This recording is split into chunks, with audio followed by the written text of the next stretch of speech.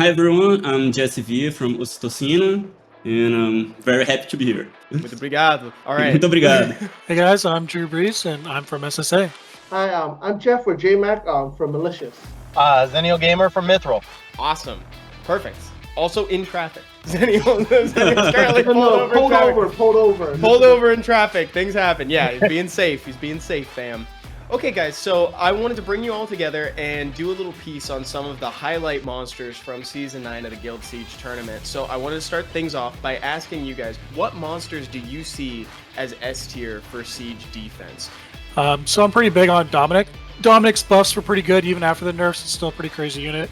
The main reason why he's so threatening is because turn 2 teams into him are never perfectly safe because procs from Dominic can kill any monster. So we had to come up with, or everyone probably had to come up with new innovative ways to kill Dominic on your first turn, which can be very difficult in the tournament because you never know if something is going to outspeed you, if it's swift, if it's a trap against a certain element. But because Dominic has so much threat from the 3-4 time procs, it's just such a great unit right now. And I mean, I don't think Dominic has like a real super strong team in defense that goes well with him right now, but still he's super strong. Like we've been seeing like Nana Nora Dominic and Dominic Nora Kinky, and they're super strong, but Dominic itself, he can be controlled, right? We have Talk, Rina, but still, I agree. Dominic is the strongest monster in defense right now. I think one really interesting thing about Dominic too is heal block is typically not what you would consider to be the strongest debuff, but it plays so amazingly well into his kit because like even using Talc as a counter to Dominic, but if Talc gets heal block, that can change the fight. Yeah, big time. You have a lot more control over that sort of thing too when it's up against like an AI defense, right? Like you can make much more use over that heal block than you could if a player was controlling that back end. Well, as we know, if people follow this year's SWC, we've seen it twice happen to Rageki with just one proc on True Whales Dominic. It happened twice in a row this year, and that's only one proc and deleted his unit completely. Now think about that, any type of water tank, no matter if it's Rina, Camilla, Talk, or anything, we've seen how badly it destroys a water tank. Yeah, I completely agree. One thing that would be interesting and harder to display on a tier list, there are monsters that are S tier, such as Dominic, and then there are monsters that are mandatory to be included in a defense that may not specifically be S tier. Like virtually every defense needs to have one of a Molly or a Kinky, or there's basically 4 top-level anti-cleave units and maybe 6 other second-tier anti-cleave units, depending on how you assess them, but as far as how effectively they prevent a cleave and whether or not you're going to try and mix that in with an HP lead or a super tanky monster, whatever, but monsters that can just RNG prevent a cleave, that would basically deter people from cleaving. That would be like a Molly or a Kinky. Those units, particularly Molly, nobody would say like Molly is S tier because she's going to overwhelm or one-shot your entire team like a Dominic, but they're what allow Dominic to be so powerful. If you put Dominic on a defense with Lulu, we would just snipe Dominic. So the Dominic kind of needs to be with one of those units, and then he's able to shine. That's why you build teams, not units.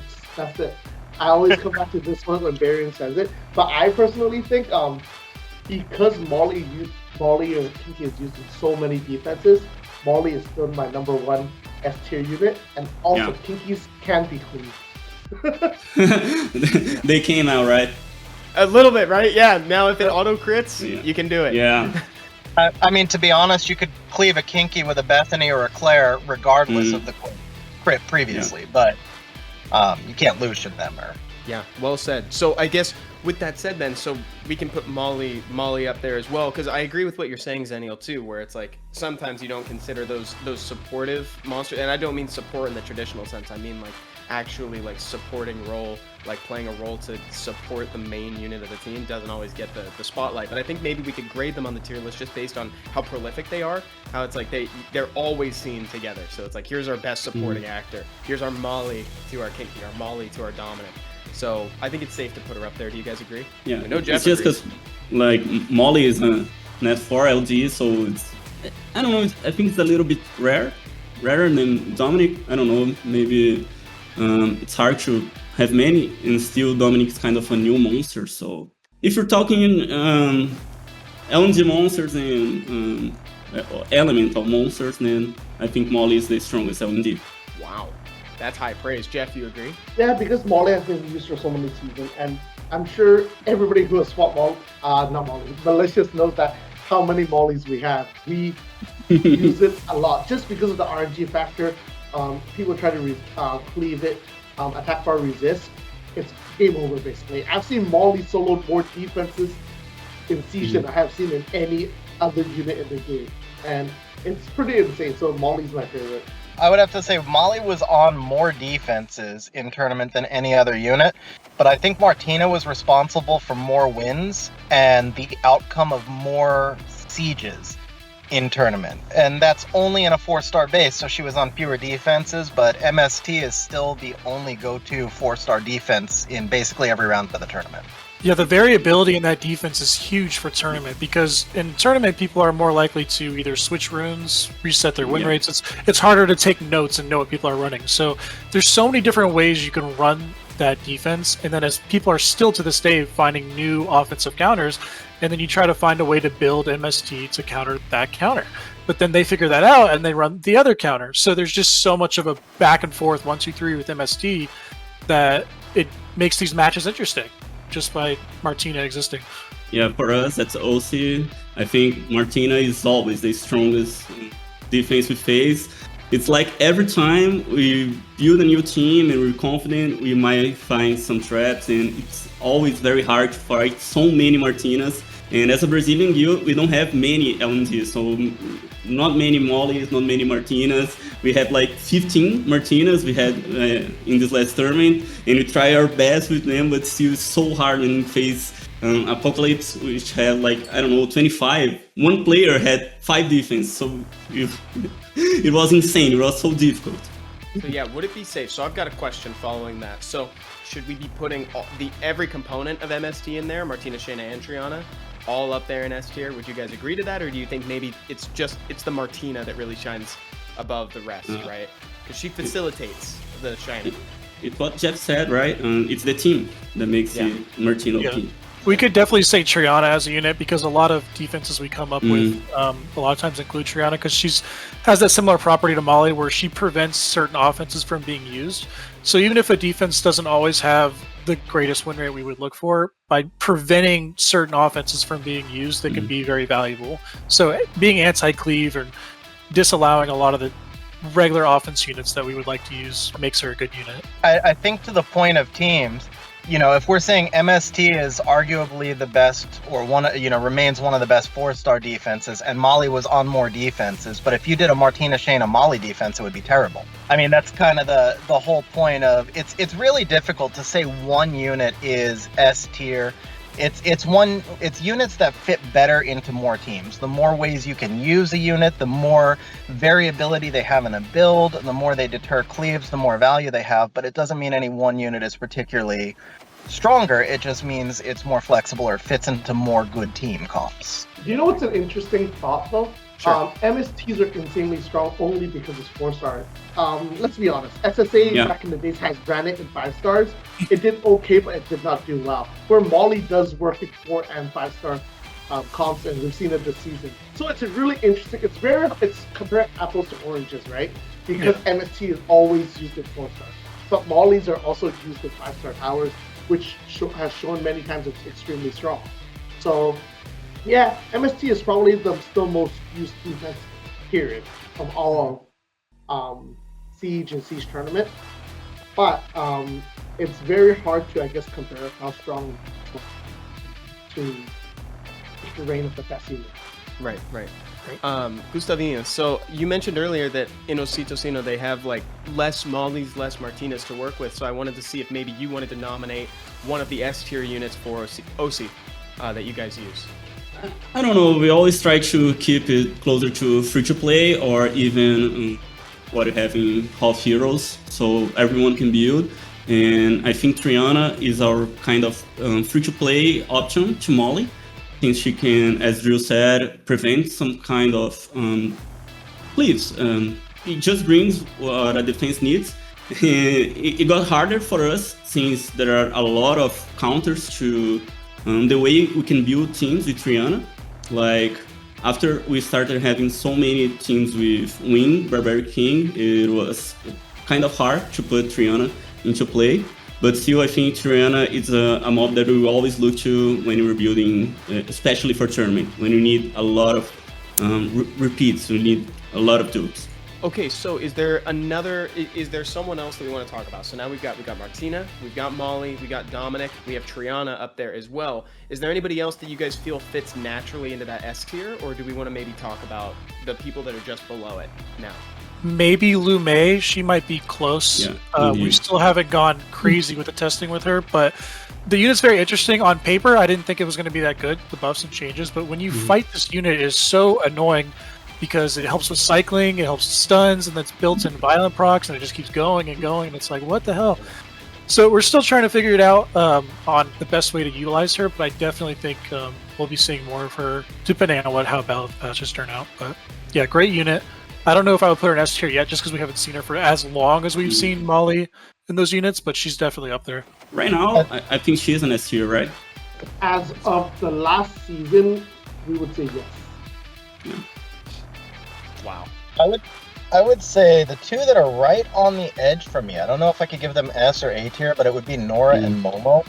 The thing with Nora is she's harder to build a team around, but when you successfully do it, she may be the most disruptive unit you can put on defense. And Momo has more limitations on the teams you can put her in, but again, when you successfully do it, those teams tend to be stronger and get more wins than some other units. So they're both right on the verge because they lack that flexibility, but they're stronger than the average unit, for me. Right. Yeah, I remember listening to Lucky talk about the Momo comp, you know? The Momo Very Momo. Mo. The Momo. That's what we used to call her, right? Yeah. Yeah, that's great. And also, yeah, Nora. I really like what you said about Nora. She's very disruptive. Who do you guys like to pair with Nora? And then we can talk about Momo after that, Zenio. I mean, that's the thing. I think Nora, when we find that correct pairing, she's going to shoot straight into S tier. Right now, everybody's just testing different pairings. They'll look great for a week, and then it gets solved. But we've seen Nana paired with her. We've seen Dominic. We've seen Molly. We've seen all the usual suspects, basically.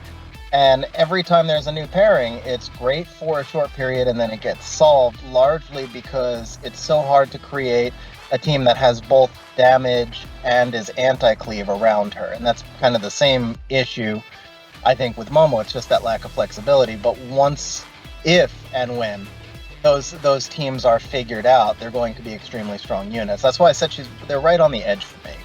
Does anybody else want to add on to that? Has anybody else done some testing with Nora or Momo? With Momo, definitely. I mean, we ran it in tournament. I'm not as big on Momo anymore. I mean, Mithril refused to lose to this defense. We must have cycled that a million times, and they just didn't. They found something because it did not lose, or it did not win the entire tournament. So, on paper, Momo looks awesome. It's got a great guild lead. You pair it with Molong, try to snipe a unit, put some really good artifacts on it. But I just think it's easier to control and go against than Dominic, where Dominic just can kill any unit, like as J-Mac was saying, it's Talk and Rena, Camila, doesn't matter who, where Momo just gets controlled a little bit easier with those turn 2 comps. But I do think Momo's definitely up there. It's close, especially for guilds that don't have a Dominic's to fill a map with. Good filler unit, I would say. Okay, so that's great. So we've got the Nora and the Momo that are hanging out just outside of S and A tier. They've got like an asterisk next to them. It's like they're waiting to jump on the tier list, but they just haven't made it quite yet. A tier? Sorry, A tier I still think is Theo Mars. Oh, say that one more time, Jeff? A tier I think Theo Mars. Oh, Theo Mars, you're thinking. I kind of like Theo Mars too. That's a cool one because that recent cooldown time change actually kind of helped him out a lot, right? It's a lot more achievable to get it back. Is that kind of where you're going with that, Jeff? Yeah, I think it's more of like in Summoner's War, in siege defenses in general, you have to have Luxat units no matter what. It's their way of coming back, able to come back. You can't. My favorite offense, I'm sure you remember this, is LCL. I still use it. I use every one of my LCLs, and you can't really LCL or Theo Mars. It can come back. That's what I'm trying to say. It rarely comes back, but it does come back. Yeah, that's just what I feel about building a defense nowadays is you have to lock at someone. It cannot be Tractor Windy Lulu, and then Big one. yeah, It's a tall order yeah. to not get Tractor Windy Lulu. Yep. That's what make New May so great, right? She can look sack a whole match. So Theo Mars, alright, he can death break and he has a lot of RNG, but Liu Mei is a little bit stronger, even doing a lot less damage. Yeah, well said. So I think right now that's why we're calling Liu Mei at a higher point than Theo Mars is right now, because she can make better use of those turns that she's getting. That's pretty crazy when you think about that, because Theo Mars was kind of at the top, at least in terms of everybody's minds, for so long. So it's crazy that Liu Mei can kind of come in and take his spot, as it were. Well, it's also Liu Mei has strip. That's true, huh? Theo Mars doesn't offer that. He's just damage and persistence. And attack bar manipulation, which is huge. Mm. And it can proc into a now your team is untuned. There's so many reasons why Liu Mei is actually so good. Yeah. Yeah, I think that's probably where we're all at with Liu Mei. So, do you guys want to continue talking about individual units, or would now be maybe a good time to transition into some of your favorite offenses or defenses from the season? I feel like we included most of the defense units. Like, there's still Nana, but even now, Nana, I think for most of us, are just map filler. I think it's pretty figured out as a unit. But Nana could still pop up, depending on balance changes, new units, if there's a good pairing. Nana's just really good for comeback potential, so like if you fall behind on offense or you miss a defense break, then it's really hard to come back because she just gets stacks. Good unit overall. I think maybe the one thing that should be added is that almost all of the units we've mentioned are either new units or have been buffed within the last 2 patches. But some of the most successful defenses this season were just throwbacks. Kamoon Betasuki going back to last tournament and then throughout this season did extremely well. None of those units that I can recall were buffed. Kamoon, Odin, Bastet. Obviously, the Odin had a relatively impactful buff, and I think that defense is largely solved, but as something that fills the map for guilds that don't have an overwhelming number of Dominics or LDs. So just because the new units are the new toys and we put them at the top, it doesn't automatically mean that all the old units are no longer useful or have any value. Super true. Yeah, who knows where it's like the next counter is going to come from, right? Maybe we look back instead of where we're at currently. That's a great point. And also, it kind of jogged my memory a little bit too, because we were originally thinking about dividing this into elemental and L&Ds, and even though we've mentioned, I think, 2 L&Ds now with Molly and Martina, I can't remember. And Liu Mei, were there any other LDs that come to mind that maybe we hadn't mentioned yet? Team Nephthys, Narsha. Tian Ling, Sylvia are great. Tian Ling, I think in bulk is really good. Like J-Mac was just saying, like Light Chun-Li is so good into so many Tian Ling teams because there's no attack bar increase. If you only have like 1 or 2 Tian Ling defenses on your map, then those Light Chun-Li owners have been waiting for that defense to pop up the whole time. But if you are like filled with Tian Ling, you have 2 or 3 towers, and you find some way to counter Light Chun-Li, I don't know if it's possible. It's such a good team, but then it becomes a very good unit. And then Sylvia with the crazy good guild leader skill, finding a right pairing for Sylvia or a new pairing, or even just something new to throw people off makes her a great unit as well. Yeah. So Drew, who do you normally like to see paired with the Sylvia? Sylvia, recently we love Liu Mei. Great unit overall, and it also gives you that threat of speed as well. Threatening to not know if you're going to get first turn or not is very dangerous in Siege, so that really good lead. It's hard to cleave her because of the revenge, and you don't know how she's built, and then you can pair her with like a fire unit that's harder to kill or has 2 lives, or Khan, Perna, Tessarion, any of those. Can't Lucian them. It's scary to bring in Garo Draco as well, so great units overall. I really like the idea of bringing in monsters with more lives. That's actually that's a really cool thought. I like that take. That's really cool. Anybody Or some else kind have of built-in anything passive reduction. Oh yeah, exactly. Like something to get those back online faster. But yeah, I was really happy when you mentioned Sylvia. I love that monster just vicariously. I don't have one, but like I love her in theory. Sorry, this just reminds me, we had a guildie take out a tower of Sylvia himself. No way. No way. He literally took the whole tower himself. Bro, that ain't right. That ain't right. I mean, I guess if you're that invested in the Siege, then you wouldn't necessarily be disappointed at seeing that dupe pop up for an LD, because it's like, oh great, I can fill a tower now.